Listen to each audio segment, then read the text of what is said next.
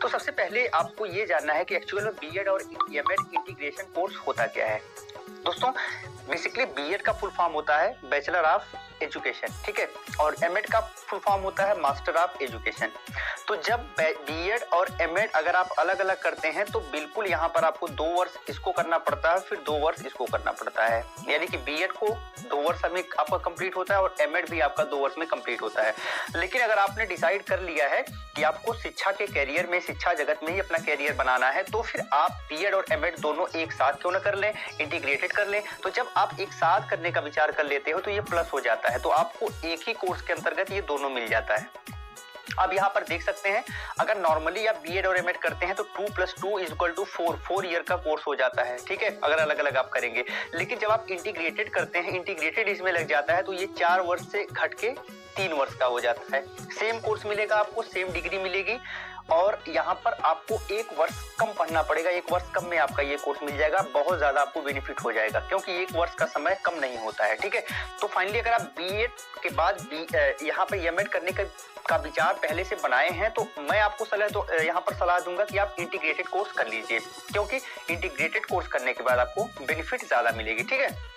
Benefit सबसे बड़ी तो यही हो गई कि 1 वर्ष आपका बच जाएगा। तो चलिए इसमें कुछ और चीजों को डिस्कस कर लेते हैं। यहाँ पर इस कोर्स का ड्यूरेशन मैंने पहले आपको बता दिया कि 3 वर्ष है। 3 वर्ष में आपको ये दोनों डिग्रियां मिल जाएंगी, बीएड और एमएड।